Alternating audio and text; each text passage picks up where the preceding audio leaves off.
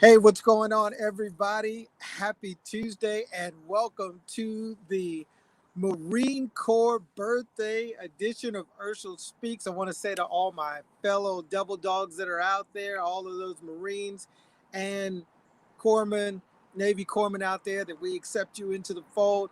I want to say happy birthday to every single one of you. This day at Tun Tavern in Philadelphia in 1775. The United States Marine Corps was born in a bar. Um, Emotionally, many of us never left that bar, and but that is a part of our history and part of our tradition. So, um, if you're on social media, just be aware that your feed is going to be flooded with people celebrating the Marine Corps. There's going to be where most of us are not having balls this year because of COVID-19. But I know that there's going to be some cake cutting and cake being passed from the oldest Marine to the youngest Marine, celebrating that tradition of the world's finest fighting force, a force in readiness, first to fight, one shot, one kill, prepared to die, but never will. Blood, blood, blood makes the grass grow. All of that good stuff. Every single one of us put our feet on those yellow footprints, made that decision to become United States Marines. And so, to all of my brothers and sisters out there, Semper Fidelis, and happy birthday, Gracie. Thank you so much. Thank you for saying happy birthday to the Marine Corps. We're all looking pretty good for our age. And I thought today would be a great day as we are celebrating the Marine Corps birthday, and as we consistently and for many years now have considered ourselves the world's finest fighting force. Um, and I remember those early days, and even before I went to boot camp, and after boot camp, and those first few years of people saying, "Man, they brainwash you guys. Man, they brainwash you guys. You guys are crazy," and all of these great things. And it was exciting. I would tell people, "Yeah, absolutely, absolutely." This whole boot camp thing is about brainwashing. It's about cleansing your mind of, one, being an individual and everything only being about you. Two, accepting defeat as an option. We just believe that we're always going to win, that there's, for every single fight, for every single obstacle, that we are invincible. Not because individually we can all, leap over buildings with a single bound, like my dad used to tell me when I was a kid, but because together we are created, we were formed to be great, to always fight a bigger enemy, to always be the first one, the tip of the spear, and to always be great and to do everything with excellence. I probably told you the story before, but when I was at a base where we had all branches of service, and this is not to knock any branch of service, just a difference in mentality that we're going to talk about today as we focus on greatness. But there was a room I used to go do boxing training in, and there was an old guy. He used to, I think he used to coach the Navy boxing team, and he looked like Mickey from Rocky. His nose had been chewed on a little bit, and probably knocked around. And he used to come in there, and me and a few other guys, and we had a couple of heavy bags and some speed bags. And man, he would work us on those speed bags, and we'd be in there working and working the heavy bags, and he'd be coaching us up, all just for our exercise, and but one day, because this room where we worked out was also a place where people did a lot of their ab and core work, there were some gentlemen that came in from another branch of the service, and they were officers, and they were doing their physical readiness test. And I'm sure that I've told you this before, but it's worth repeating. Um, and so they came and they were getting ready to do their crunches or sit-up portion of their physical readiness test. And right before they got started, one of the gentlemen who was in charge, he said, "Now just remember, gentlemen, if the minimum standards weren't good enough, they would not be the minimum standards. So there's no need for overkill." And as I heard that, and I was in the middle of, digging into this heavy bag, it just shocked my Marine brain, right? It just made me think, why would another military person say that the minimum standards are good enough? We we're trying to get a 300 PFT because that's the max score you could get. We're trying to do everything to the highest level. And eventually, I matured from that thinking in understanding with a different mission and a different purpose. Sometimes there's a different way of thinking about things. Everybody doesn't have to think about things or even their own greatness in the same way that you do, because everyone's not built the same. Everyone's not trying to accomplish the same thing. And that's why we're going to talk today in the brief time that we're going to chat about your own personal greatness and obsession with that greatness. But it shocked me in that moment because I thought everyone should think of greatness the same way that we think of greatness as a Marine. And that's one of the many traps and challenges that we have facing us as humans and in society today. But what I want to talk about today is our obsession with greatness. I think that that's a part of the American fabric for those of us that are here in the United States. I think that's a part of the mentality, this obsession with being great as a nation. And one of my friends quotes someone, and I don't know who it's originally attributed to, but they said that America is great because Americans are good, and if Americans ever cease to be good, America will cease to be great. Um, and I think that there's some truth to that.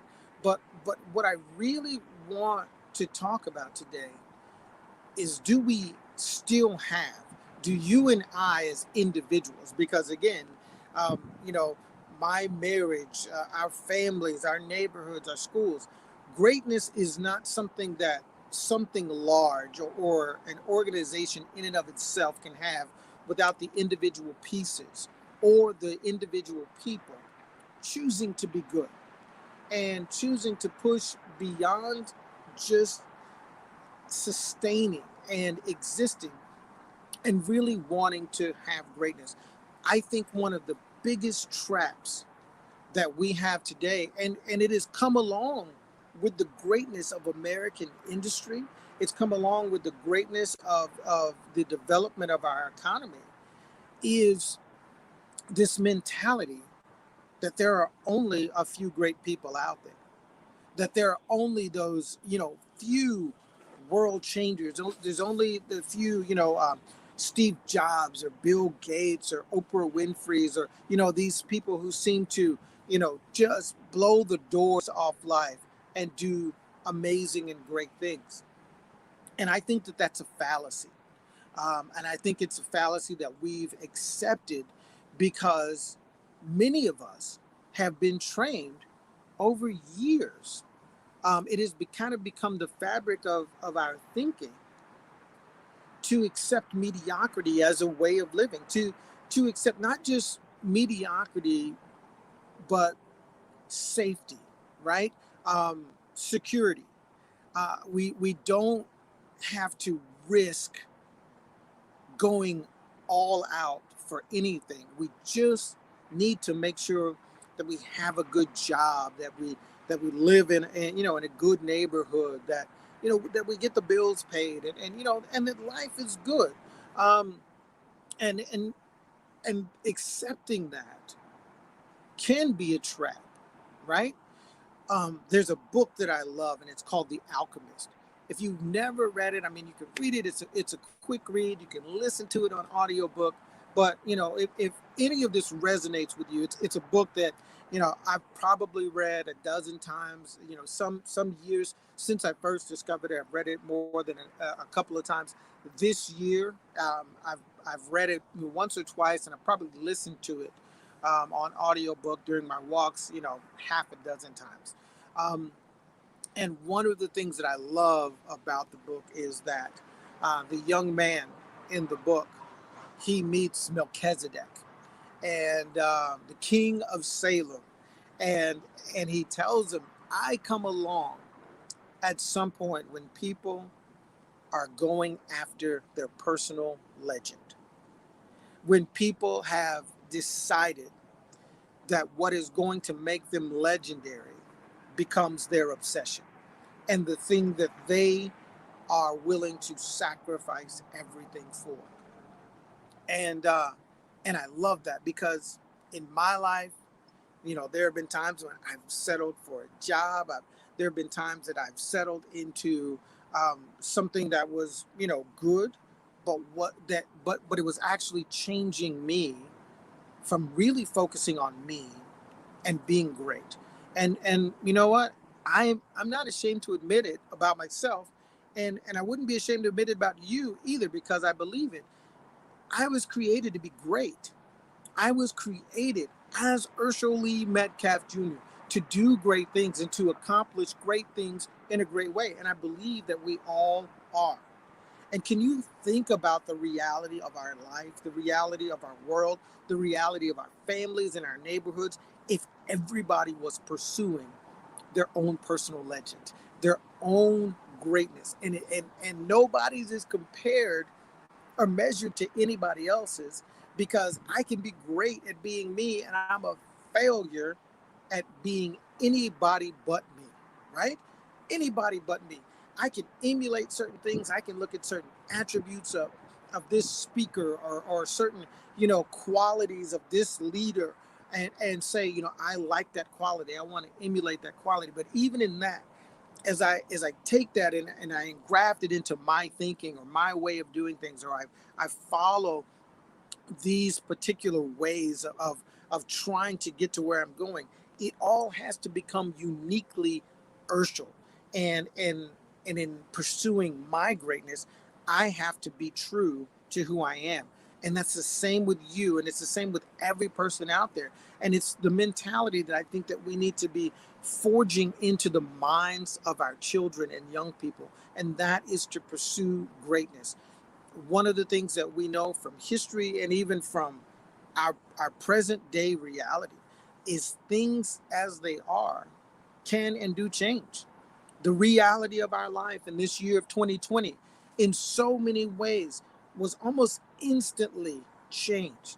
And we've seen over the course of history and time that things don't stay the same.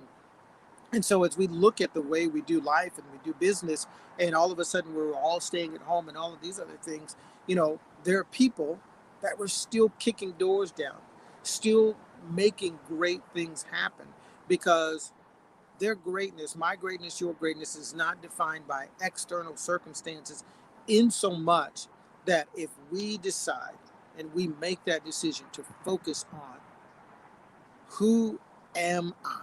What is my life really all about? Where is my greatness? Where do I leave my mark?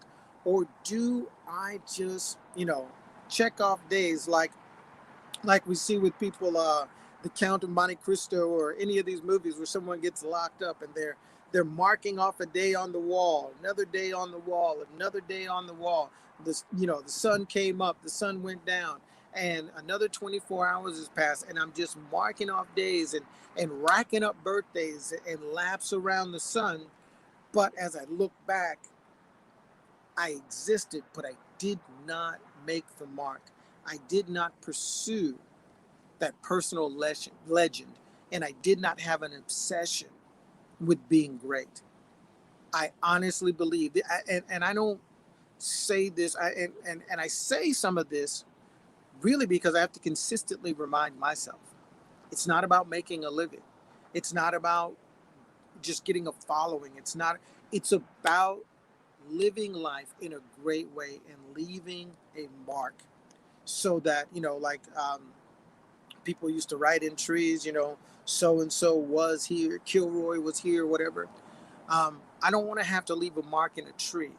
I don't want to have to find some wet cement so that I can go write my name in, so that my name written in that wet cement outlives my presence in that place. I want to live a life, and I want to inspire other people to live lives of greatness so that the impact of our life as history looks at us, right? As the future waits for us to do what it is that we were supposed to do, that we all hit our mark, that we all become obsessed with being great. Um, I've been an entrepreneur for a little while, and somewhere early in the journey, I started a business. Um, I had a business partner, and things went great until they didn't. Um, we decided to pivot some things, and I went in a different direction. Um, and in that process, and I don't know if I've ever really talked about this in this context, but ultimately, my business partner defrauded me, stole the business. Um, things went poorly, very poorly, and that was some years ago. Just a few days ago, last week, I was going through my junk mail, looking for something, and on my email, and a Google alert that I'd set up years ago came up, and it was his name. As a result of what he did during that time, last week, he pled guilty um, for fraud, and he's going to prison. This was a friend. This was someone that I love, someone that I worked day in and day out with to try to build something great.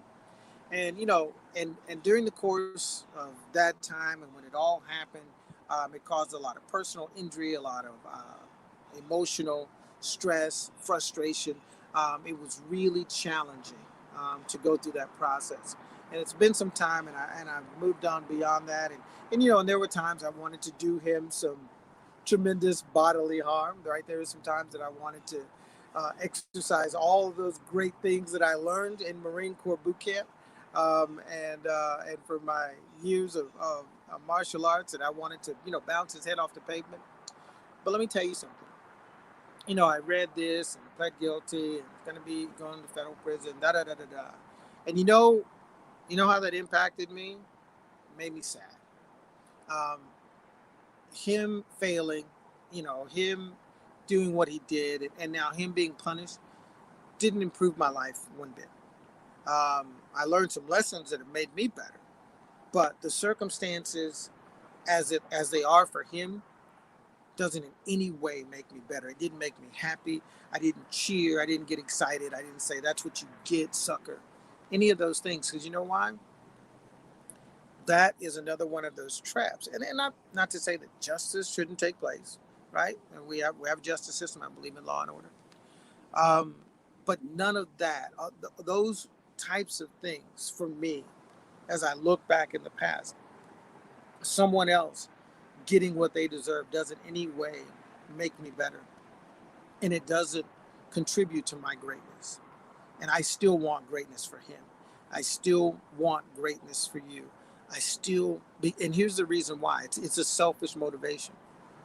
I just feel like if everybody around me, if everybody that I'm associated with, if everybody in Plano, if everybody in Texas focuses on their own greatness and achieves their own personal legend, think of what an amazing society we would live in. Think of how happy the average person that you come across would be. Think of the dynamics in your home and on your job if everyone was pegging the meter on their own personal greatness and achieving it, and they were experiencing that fulfillment, not that fear of failure, not that sin of accepting mediocrity, not all of these things that hold us back from pushing towards our legendary status. If everybody around you was operating with that level of fulfillment and passion and living life at their highest level, pursuing their own personal legend and pursuing their own greatness, it wouldn't be hard to get up and go do your job. It wouldn't be depressing to think about the things that you have to do today, because everyone around you would be feeding you the energy to pursue greatness, to live life at your highest level, and to achieve the great things that only you are capable of.